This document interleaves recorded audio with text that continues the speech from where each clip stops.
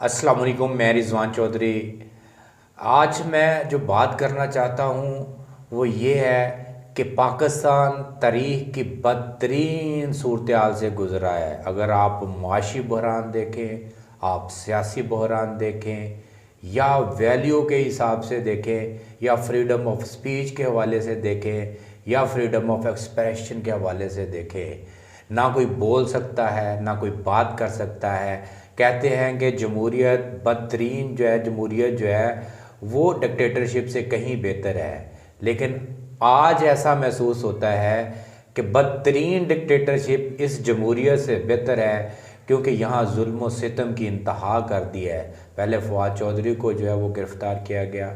फिर उसके बाद जो है उमरान रियाज़ को गिरफ़्तार किया गया, अब शेख रशीद को गिरफ़्तार किया गया। आप देखें कि जब इस तरह के लोगों को गिरफ़्तार किया जाए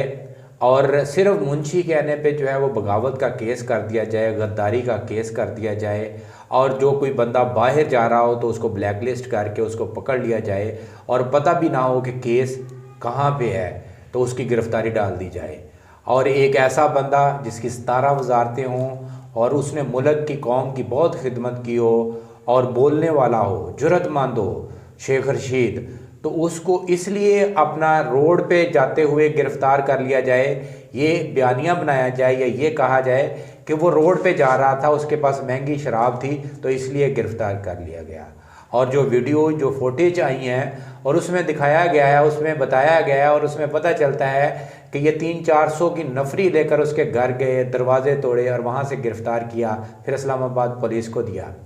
जब इस तरह के ऊँचे हथकंडे जो है इस तरह की गवर्नमेंट आप इख्तियार करेगी और उसके पीछे जो उसके हैंडलर्स हैं इस तरह का रवैया इख्तियार करेंगे तो फिर बहुत बड़ा प्रॉब्लम है। जनरल हमीद गुल ये बात करता था कि अमेरिका के कहने पे जो है वो जर्नैल लगाए जाते हैं, तो तब हम पढ़े लिखे लोग जो है ये मानने के लिए तैयार नहीं थे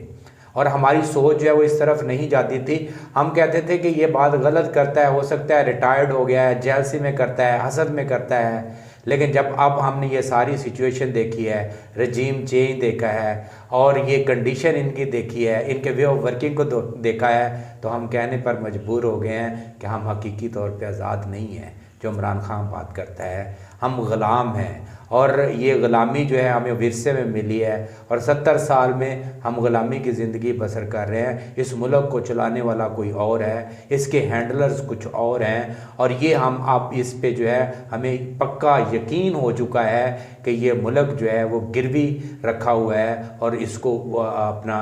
अमेरिका कह लें या कोई और कह लें पावर, या इसके पीछे कोई और है वो चला रहा है। हम आज़ाद नहीं हैं, ये फ़ैसले जो है हम खुद नहीं कर रहे, हमारे वोट नहीं कर रही, हमारी जमहूरियत नहीं कर रही। अगर आप चाहते हैं कि इस मुल्क की बेहतरी चाहते हैं, इस मुल्क को आगे लेकर जाना चाहते हैं, तो हमें हकीकी आज़ादी चाहिए। और हकीकी आज़ादी तब आएगी जब आप वोट देंगे और वोट का सही जो है वो हकदार जो है वो सामने आएगा और जमहूरियत जो है वो पनपेगी और फ़ैसले अवाम के होंगे, अवाम के नुमाइंदों के होंगे, तो तब ये जंग जीती जा सकती है।